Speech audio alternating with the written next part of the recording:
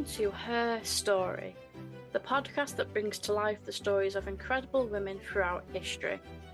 Each episode uncovers the remarkable lives, achievements, and struggles of women who shaped the world, beyond the textbooks and headlines. Join us as we celebrate their legacies and inspire new generations with tales of courage, resilience, and trailblazing spirit.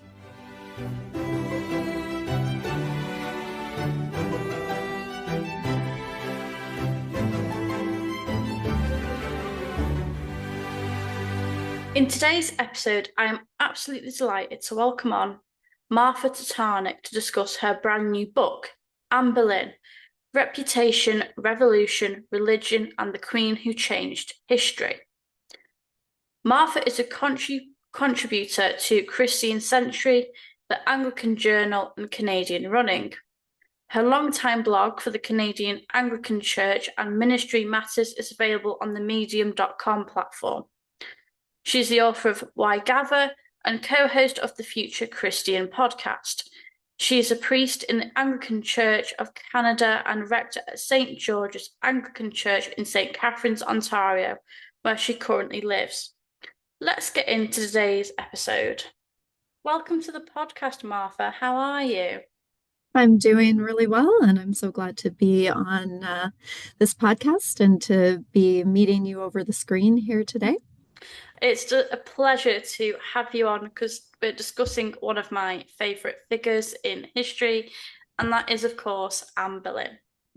She's a good one. Could you tell us a little bit about you and your background? Okay, well, I am an Anglican priest serving in Niagara, Canada. I've been ordained for almost 22 years. I've served in a couple of different parishes of different sizes and styles and so on. The church that I'm in right now, I've been here for almost 12 years. And it's a downtown church, so really involved in feeding ministries and housing and how we look after the marginalized in our community. And it's a big, beautiful, traditional church. I'm not sure what part of you're in the UK, right? Yes, yeah. So what part of the UK are you in? I'm northwest, so Liverpool area. Okay. Well, I mean, I'm aware that when I say it's a big, beautiful old church, that's relative because like our big, beautiful old churches in Canada are kind of like nothing compared to what you have in England. But it's a lovely traditional church that is really well used for serving the community. And I have 2 teenage children, and yeah, those are a couple of the main points about me. What was the inspiration for this book?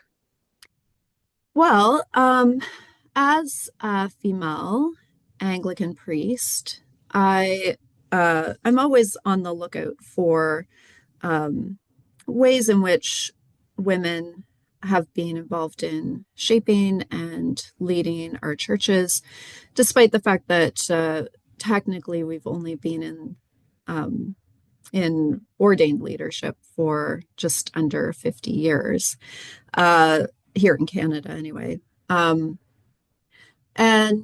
I've always also been interested in Anne Boleyn. She definitely is pretty magnetic for lots of us. When I was studying at seminary, I would find myself just gravitating in my free time to the Tudor history section of Trinity College Library. And I couldn't get enough of reading about Anne Boleyn. And although it was kind of a gut instinct that led me there, it ended up being really important for me to know that this figure who had long intrigued me was such an influence and an important part of the history of the Anglican Church, the church in England, which became the Global Anglican Communion. So over the years, I take every opportunity that I can get to get up on my soapbox with people in my church and tell them that, everybody says that the Anglican Church was created because King Henry VIII wanted a divorce, but actually, the Anglican Church was created because the woman he fell for was a reformer. And people are always pretty surprised to hear that take on Anglican history. Um, but it was when I was on my soapbox with my brother, who I will sort of note is not particularly interested in either the church or generally just my ideas. Like he's a real brother. Like he doesn't give me a free pass on any of my soapboxes that I want to get up on. But when I was soapboxing about this particular issue, he was so genuinely interested in hearing that and hearing that there was this different way of looking at our church history and a different way of looking at the figure of Anne Boleyn, who's so well known.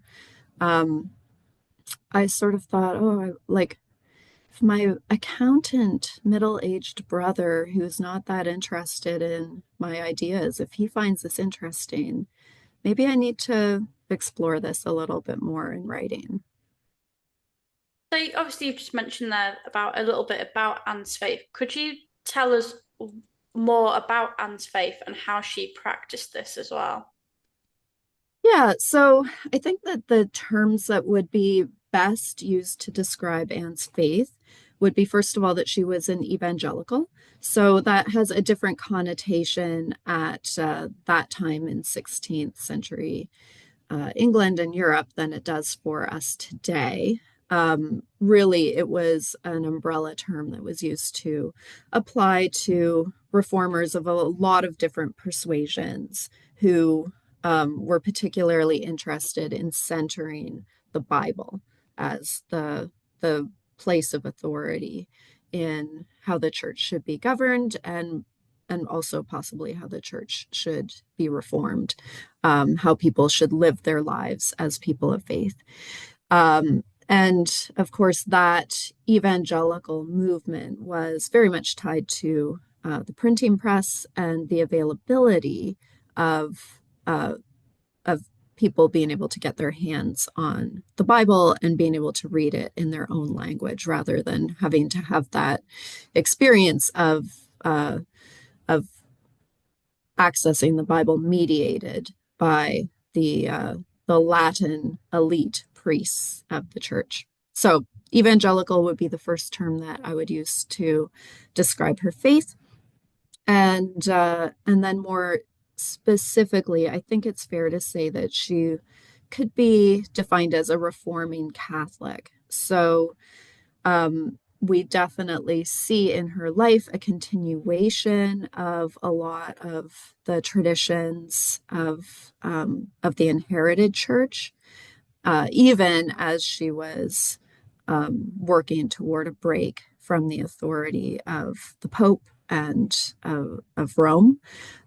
She continued in a lot of those traditions, so she didn't embrace any of the more radical doctrinal changes that other reformers were agitating for. But at the same time, she obviously did support a break from the Roman authority, papal authority, and and then a bunch of reform measures addressing corruption in the church, and again centering the Word of God, the Bible, as the authority by which the church should be governed.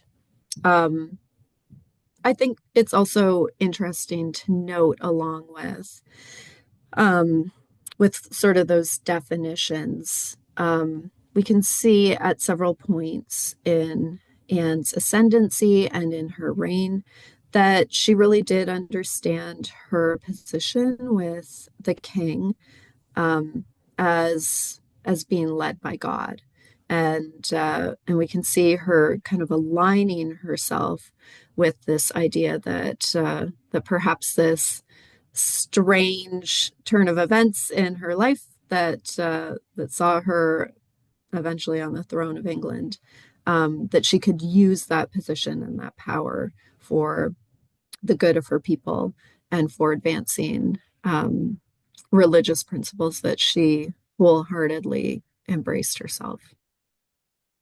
Yeah, I mean, I think it's fair to say that people don't regard Anne as particularly religious. They just kind of see it as the schemer, and that's how she marries the king.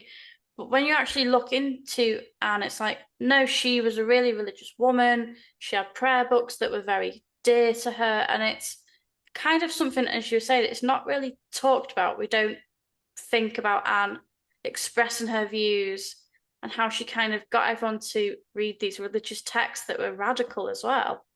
Yeah, I know. I think it's amazing. And, going back to your earlier question, like what was the inspiration for the book? It very quickly became a book. I certainly didn't need to write the untold history of Anne Boleyn. Like people have historians have certainly articulated her religious principles and her religious impact. Um, that's well documented, but um, what became a really important question for me was like, why have what story have we been telling about Anne? And why is it important that we reclaim this influence and this impact? Because you're absolutely right. I mean, schemer, manipulator, gold digger, seductress, witch, whore. I mean, every kind of label that you can possibly apply, especially to uppity women, um, has certainly been applied to Anne Boleyn. And yet, when you actually look at the evidence, when you look at the record, you find a serious, well educated, principled woman who was pretty brave about championing religious views that were very polarizing and dangerous. I mean, she was um, supporting uh, like religious reformers and their writing that had, prior to her influence being banned in England, that could actually get people exiled or put to death for their views. And here she is passing this reading material along to the king and intervening to prevent reformers from being sent out of England or even put to death. So the bravery and the seriousness of Anne Boleyn is certainly not the story that we've been telling, but it just screams from the pages of history. No, you're honestly, you're so correct. It's there's so many layers to Anne that maybe we don't explore as much, especially again with religion. How did she express her views, even when it was dangerous to do so before she was queen? Yeah, I mean, we do have to piece it together in a different way from, say, some of the men who are best known for being the shapers of the Reformation, because they wrote down their opinions, and so we have pretty direct access to what they thought. We don't have a lot of Anne's voice. We hardly have anything that she wrote. We don't have, a treatise that that lays out her opinions about the hot button religious issues of the day, and there were a lot of hot button religious issues. So we kind of have to piece it together in other ways. So um, looking at what she was reading is really interesting. And you kind of noted her prayer books and how important those were to her. She and her brother seem to have had quite a library of biblical translations and of Reform evangelical works, and there are reports of her going to a local merchant and asking for him to bring back different books and religious books when he was making his trips to the continent. Um, we know how important access to the Bible was for her, access to the Bible in English, and similarly to the court in France where she grew up, she prioritized the women of her court having access to the Bible in English as well. Um, like her role models that she grew up around, who would also be defined as, I think, reforming Catholics. Um, she had very practical ways of living out her faith. She was of that 16th century humanist bent.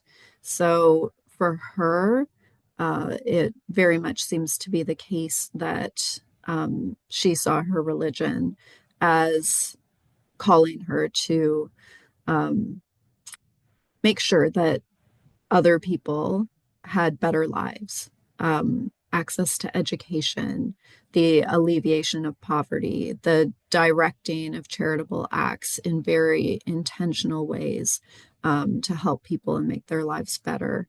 Those those seem to be extremely important to her. And at the same time, we can see her continue, as I mentioned, in some of those traditions of the inherited church. So it was not a baby out with the bathwater sort of situation in terms of getting rid of all of those inherited traditions.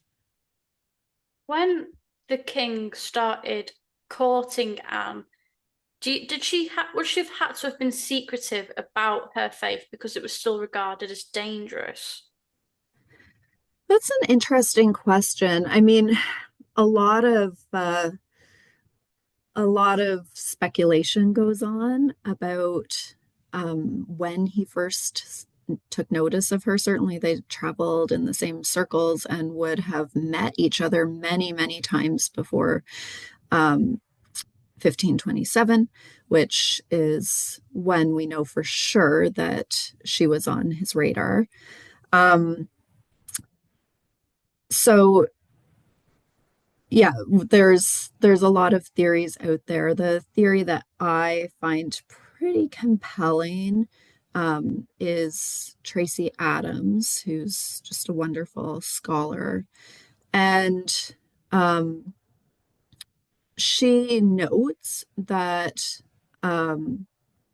for Henry, the fact that he didn't have sons was not just a political problem. It wasn't just a personal problem. It was for him a religious problem. He saw that as the proof positive that God was angry with him for having married Catherine of Aragon, who was his brother's widow. And her theory is that uh, he wasn't just in the market by 1527 for a new mistress to give him sons. He was in the market for a new wife because he wanted to right his relationship with God, and having children out of wedlock wasn't going to cut it. Um, she theorizes, and I think there are other scholars who support this theory, that it probably was Anne's piety and her intelligence and her religious views that caught the king's attention, that he saw her as a serious, principled, pious woman who would make an excellent wife, especially an excellent wife in terms of that specific goal of not just writing his relationship with God, but the kingdom's relationship with God. And, we're looking at such an interesting part of history. Obviously, we're both big Anne Boleyn people, um, but this fascinating person comes to us at such a fascinating hinge point of history where you can see all of the pre-modern ways of looking at the world still in full effect, even as the seeds for new ways of thinking that we take for granted today are being planted. But certainly, early 16th century, the idea that a monarch's relationship with God impacted the whole realm was taken for granted. I mean, today we don't particularly care, I would say, whether like Prince William is a person of faith. Like that is not seen as really mattering to England, right? But it sure wasn't just a private matter in the 16th century. Like it was it was seen as um like eternally important for all of the English people that the king or the monarch was in God's good books. No, I get what you mean because I've read about it's like if it's a medieval king, it's the crops are bad, right? The king's done something to anger God. It's very Yeah, much religion, God, king. It affects the people if the king's done something bad.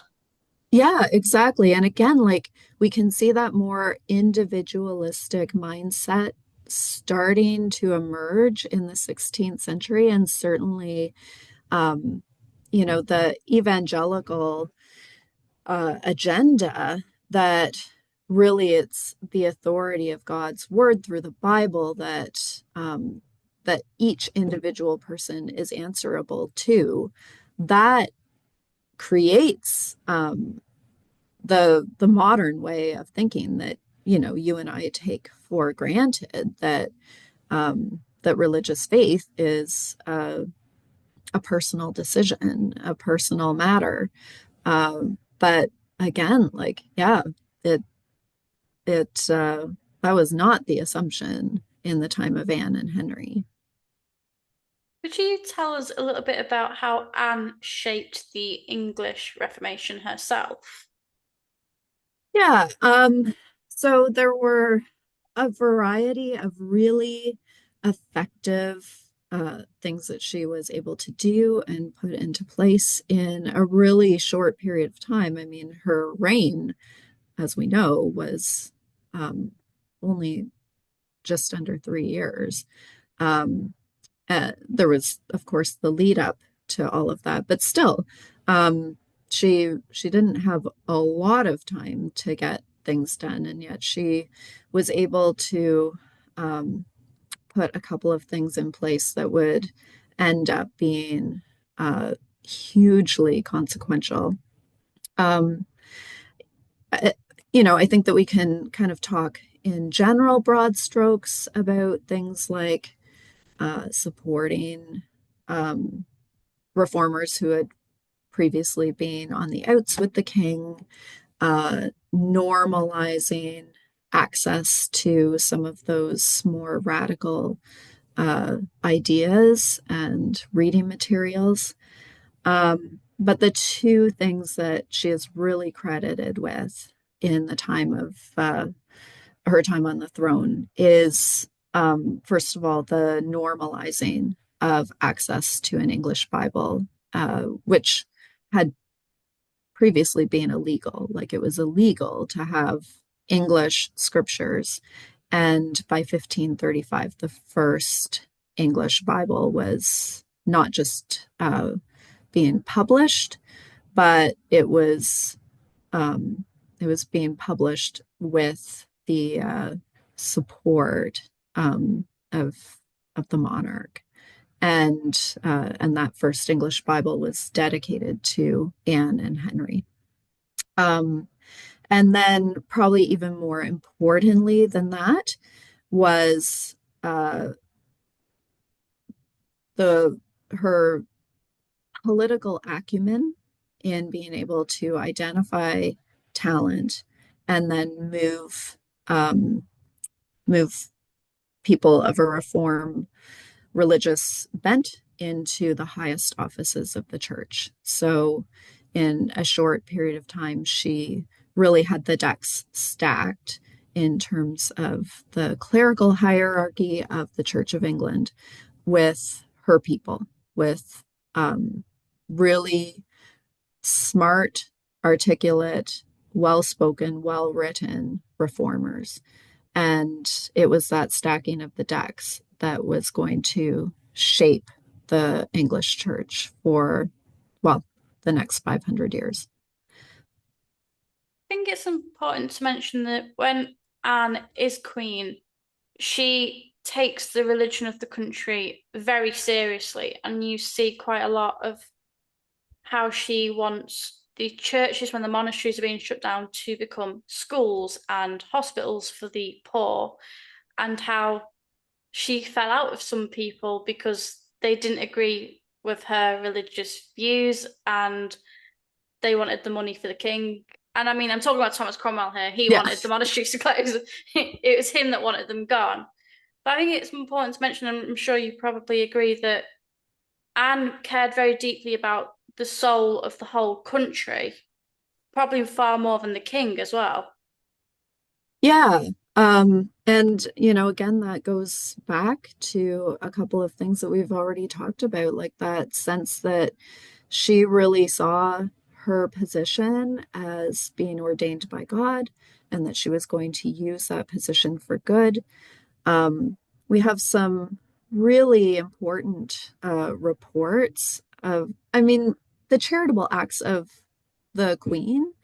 That was that was a long-standing part of what was expected of a queen and how she was expected to carry herself.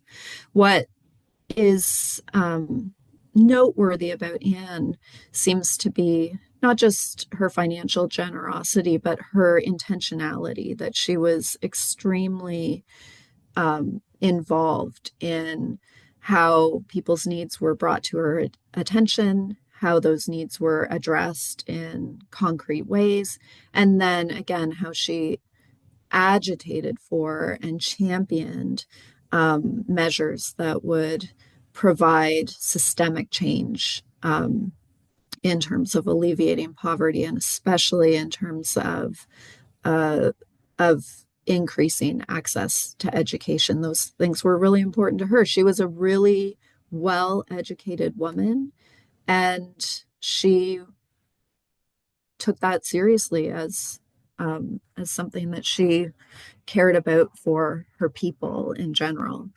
And again, that was a humanist principle that a lot of people were embracing at that time. But it was really important to her, and it was important to her in a way that um, is, I think, partly responsible for ending her life. I mean, when we look at all of the events of 1536 leading up to her death that May, there are certainly a lot of factors, and it would be absolutely uh, misleading to suggest that her religious views were why she died. But she definitely threw down the gauntlet in a pretty definitive way in terms of her vision of church reform in opposition to the vision of Thomas Cromwell and also the king. I mean, it wasn't just Cromwell who wanted to close the monasteries and line the treasure chests of the royal coffers. It was the king that like that was pretty appealing to Henry as well. And she, in a very public way, went against that vision and tried to champion uh, another way of seeing reform. Um, is it why she died? Not alone, but she she did make a very clear enemy of Cromwell. And I think that she was betting on the king siding with her because up until that point, he had supported her over and against a lot of powerful men who stood in opposition to her. She had been, you know, extremely involved with Henry um, in leading England away from the authority of Rome, in establishing what the Church of England would be, in ruling the country together. And she she miscalculated. The king did not side with her. How should we remember Anne's part in the English Reformation and how she shaped history? Well, I think that I've heard it said by some church historians that I find very compelling. They list Anne as an architect of the English Reformation. Um, so if you look uh, at those appointments that she made, specifically Thomas Cranmer, Matthew Parker. There were a whole bunch of others that really had their position, their newly elevated positions. Um, they had Anne to thank for those positions, but Parker and Cranmer specifically are widely regarded as two of the three main theologians who are responsible for shaping a distinctive Anglican thought. And two of those three um, shapers of distinctive Anglican thought were Anne Boleyn appointees. And that had quite a cascade effect. I mean, it didn't just affect, um, how the Church of England was starting to come together, it had an effect on how Edward and Elizabeth were educated and how they were raised and what sort of religious views they took when they came to the throne. Um, and Elizabeth was extremely influenced by her mother in terms of the people that she moved into positions of power. And then she reigned for 45 years and had the opportunity for those appointees and those influencers to shape what would become the Church of England and the Anglican Church as its own distinct denomination in the Christian world. Um, Anne was, the one who took Henry's desire for a divorce and changed the argument from, okay, how do we convince the Pope to support what the king wants to do, changing that conversation into how do we remove ourselves from the authority of the Pope altogether. Um, she, lots of people say that reform might have come to England with or without Anne Boleyn, and that's a fair thing to say. As I mentioned before, the advent of the printing press was making reform and church reform a live question all across Europe. Um, you could say that the Reformation probably would have come to Germany as well, with or without Martin Luther. But the kind of reform that came to Germany was really impacted by Martin Luther and the things that he cared about and the things that he championed. We can see how the things that Anne cared about and the people that she championed went on to shape what kind of reform came to the Church of England. And, it would certainly be uh, false to suggest that there is any sort of straight line between Anne Boleyn's influence and the Anglican Church today. But what's interesting is that the Anglican Church today is very much that Reformed Catholic kind of hybrid. It is known as the middle way between Catholic and Protestant. Most Anglicans, um, in certainly in the church I serve, the here in Canada, um, embrace that sort of middle way of holding on to some of the inherited traditions while also um, championing those sort of reform measures of orienting the church toward social good and and understanding that the church is not a finished product, but is a work in progress that we're always called to kind of re-examine where God is leading us and whether the practices that we have are in alignment with what we've actually been taught. What have you enjoyed the most about writing this book?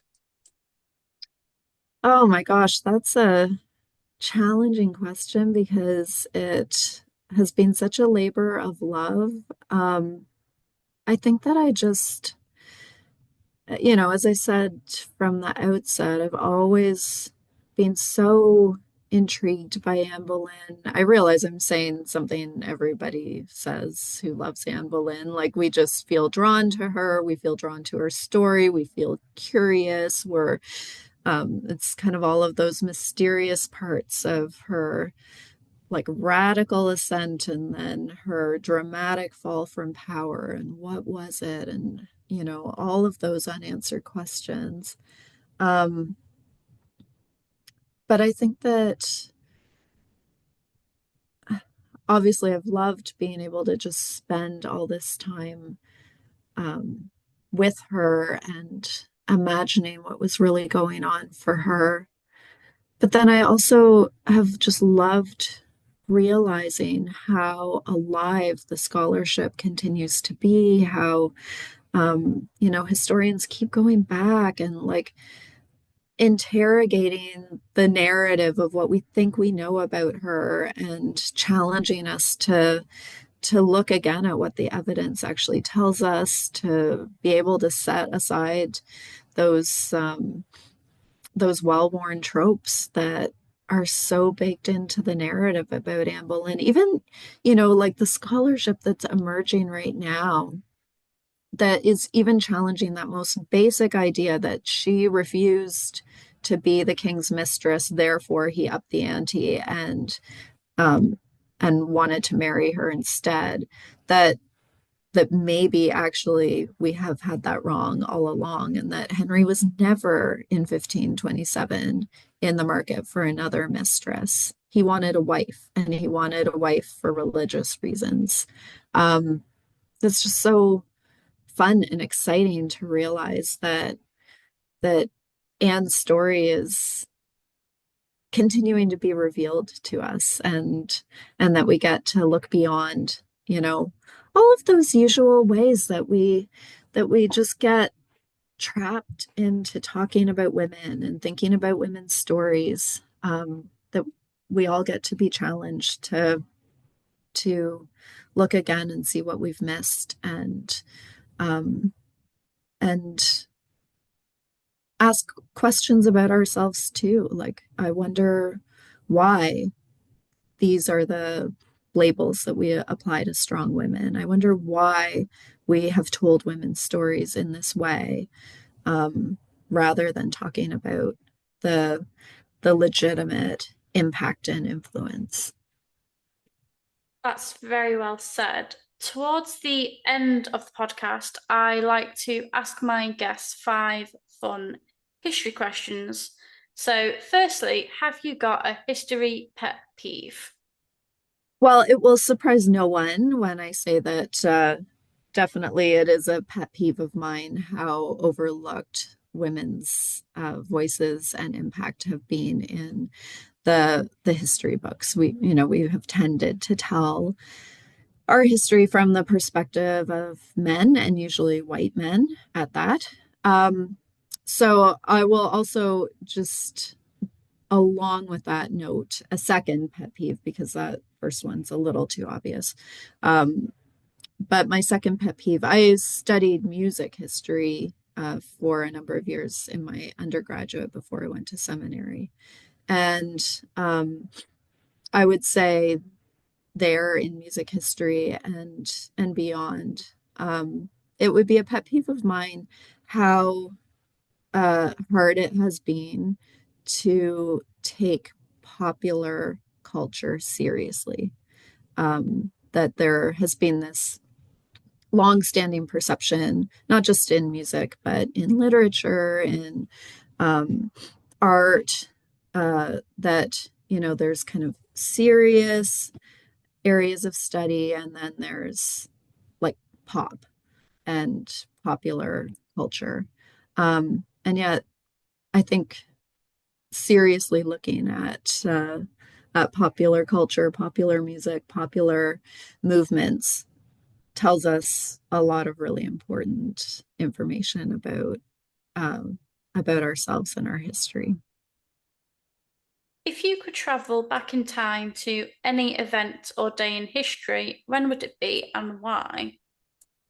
Well, this one was hard to pick because there are so many um, times in history that I would love to be a fly on the wall. But I decided that if I had to pick one, there's this pilgrimage that is described in the Anne Boleyn biography, Hunting the Falcon, that came out a couple of years ago. And they describe Queen Claude of France, in whose court Anne Boleyn spent her teenage years.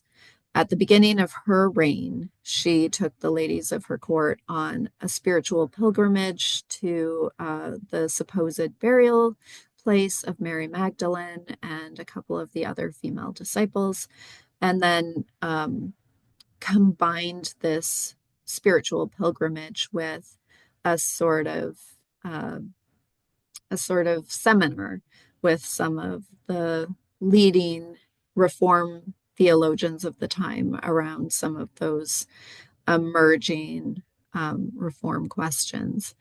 And I love to think of like a teenage Anne having her imagination stoked by this pilgrimage, by being close to these iconic female leaders from the pages of scripture, but then also having her intellectual imagination stoked by getting to be in on some of the leading religious hot topics of the day. It's sort of everything I love um, about religion, and it's like amazing to think of what impact that would have had on Anne Boleyn. So I'd love to go along for that pilgrimage. Have you got a favourite book? It can be fiction, non-fiction, or both. Well, I have a lot of favorite books, so I decided I would pick my favorite book of like the last year that I've read, because otherwise it's way too hard to narrow it down. Although I exclusively have been writing and publishing books of nonfiction, I most enjoy reading fiction. That's my happy place. And the book that I loved last year, probably the most, was Intermezzo by Sally Rooney. Um, just It's really sharp um, characters and people that you really get invested in. It describes family dynamics in some pretty devastating ways, and then works in some really interesting philosophy into the text as well. Just a beautiful book. I almost like put it down after the first couple of chapters because the writing style is um, it's a little constructed, like it felt a little artificial, but as I read it, I just got more and more invested in the characters and the emotional landscape. So beautiful book, Intermezzo by Sally Rooney. If you were having a dinner party, which historical figure would you invite? Well, obviously the first answer to that question would have to be Anne Boleyn, but you know, I again, I don't want to be like too super obvious with my answers. So I was thinking um that I would really like to have a dinner party with Anne Boleyn and with Mary Magdalene. I think that Mary Magdalene, who was one of Jesus' most prominent disciples, has similarly to Anne Boleyn gotten some really unfortunate labels attached to her over the course of centuries. So, although she was a really important leader in the early church and in the Jesus movement, what she is best known for is that she was a prostitute, which she wasn't. There's no evidence to suggest that she was a prostitute, but that is the label that has been affixed to Mary Magdalene.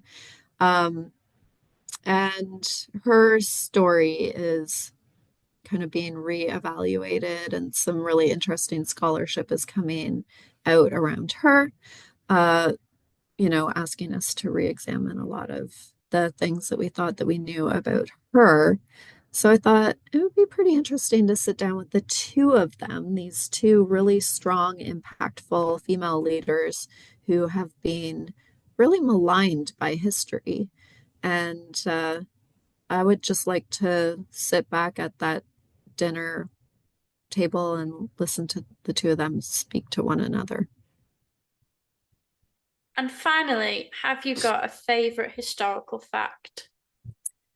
Well, there was a really fascinating book that was written a couple of years ago called God's Ghostwriters. And what it describes, like, really blew my mind, which is um, that we know that prior to the printing press, the Bible had to be written out by hand in order for it to be shared, in order for, people to have access to the scriptures.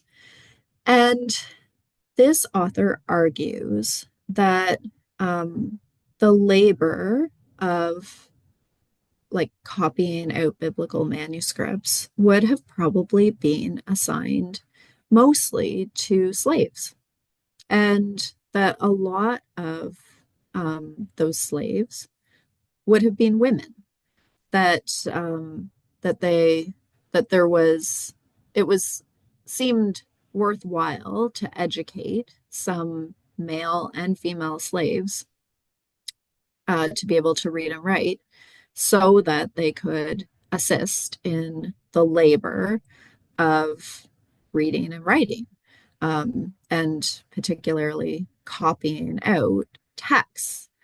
Um, but this author then also notes that, all of these copyists who were involved in writing out the Bible had their ways of putting their own stamp and their own authorship on the pages of scripture as well. So the idea of the Bible having been written not just by dudes, but also by a whole variety of people, including women, including enslaved people, uh, finding ways of having their own authorship on the pages of scripture, I think is a pretty compelling and interesting historical fact. And again, like just challenges us to think differently about our stories and who shapes them. Thank you so much for coming on today and giving us a fascinating insight into Anne's religious life. Well, thank you so much for the interview, for the really thoughtful questions, for the opportunity to talk with someone else who finds Anne Boleyn and this period of of history absolutely captivating. It's great to connect with you, Jessica. Thank you. Thank you for listening to Her Story. If there's a historical woman who inspires you and you'd like to share her story on the podcast, we'd love to hear from you. Get in touch at unholytudor@gmail.com. Until next time, keep celebrating the incredible women who've shaped our world.